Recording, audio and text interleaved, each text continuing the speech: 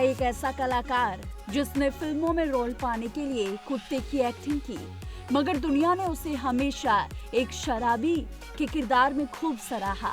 उसने शराबी का किरदार ऐसा अदा किया कि उसकी रियल लाइफ को लोग उसकी रियल लाइफ से कभी अलग नहीं कर पाते थे, जबकि एक्टिंग के लिए उसने कभी भी एक बूंद शराब का इस्तेमाल तक नहीं किया था। अब आप भी सोच रहे होंगे कि हम कौन से किरदार की बात कर रहे हैं और कौन है वो एक्टर, तो चलिए जान लेते हैं। हम बात कर रहे हैं लगभग 3 दशकों तक अपनी शानदार एक्टिंग से लोगों को हंसाने वाले हिंदी सिनेमा के प्रतिभाशाली हास्य कलाकारों में से एक कैस्टो मुखर्जी की, जो शराबी के किरदार में अपने लड़खड़ाते शब्दों और मूर्खतापूर्ण हरकतों से दर्शकों को हंसने पर मजबूर कर देते थे, जिन्होंने दशकों सिनेमी प्रेमियों के दिलों पर राज किया। कैस्टो ने बॉलीवुड में सफल होने से पहले काफी मुश्किल दिन गुजारे थे। कभी उनके पास खाने के लिए पैसे नहीं होते थे, तो कभी उन्हें गंदी मैली कुचैली जगह पर रहना पड़ता था। लेकिन 7 अगस्त 1925 में कोलकाता में एक साधारण परिवार में पैदा होने वाले कैस्टो मुखर्जी स्ट्रगल करके सिनेमा के वो नायाब हीरो बने जिन्हें दुनिया आज भी याद करती है। कैस्टो मुखर्जी ने साल 1981 में स्टारडस्ट मैगनीज को दिए एक इंटरव्यू में कहा था, मैं बहुत पीता हूँ।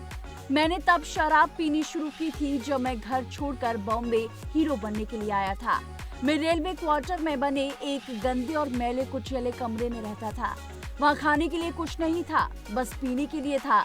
इसलिए मैं पीता था क्योंकि मैं फ्रस्ट्रेट रहता था। मेरे पास कोई काम नहीं था। कैस्टो मुखर्जी ने आगे कहा था, मैं पीता था ताकि थोड़ा सो सकूं। इसलिए पीता था ताकि मेरे आसपास जो चूहे दौड़ रहे होते थे उन्हें मैं भूल सकूं।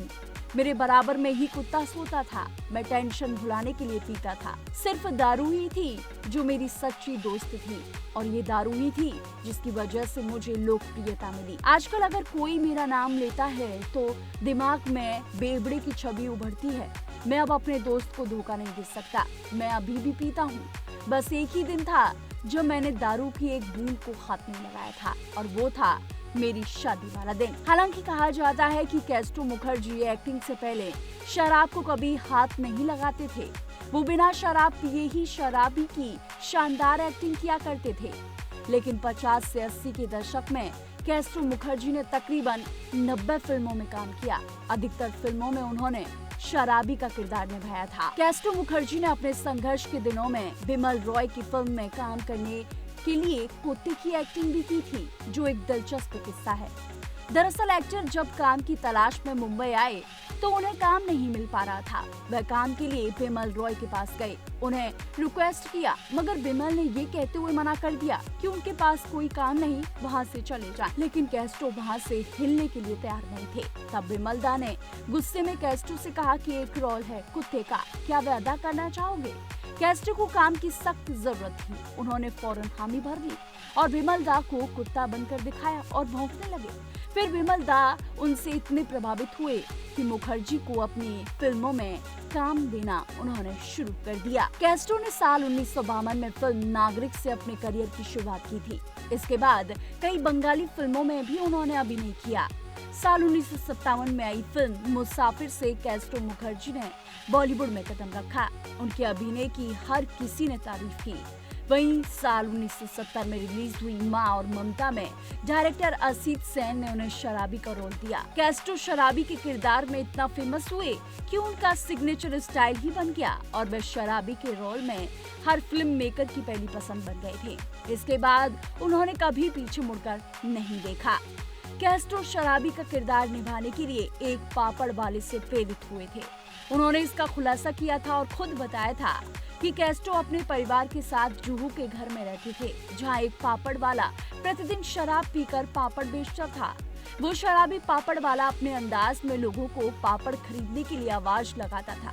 जब एक्टर को माँ और ममता फिल्म में शराबी का रोल ऑफर हुआ तो उन्होंने उसी पापड़ वाले से प्रेरणा ली। उनकी एक्टिंग को दर्शकों ने खूब सराहा। कैस्टो मुखर्जी और अमिताभ बच्चन की जोड़ी को खूब पसंद किया गया। उन्होंने अमिताभ के साथ जंजीर और गोलमाल जैसी ब्लॉकबस्टर फिल्में दी। साल 1981 में फिल्म खूबसूरत के लिए सर्वश्रेष्ठ हास्य कलाकार के रूप में फिल्म फेयर पुरस्कार भी उनको मिला। इसके अलावा कई अवार्ड्स अपने नाम किए। फिल्म शोले के जेल के नाई के किरदार में उन्हें काफी पसंद किया गया, जहां पर उनकी कॉमेडी ने दर्शकों के दिल में एक अलग जगह बना ली।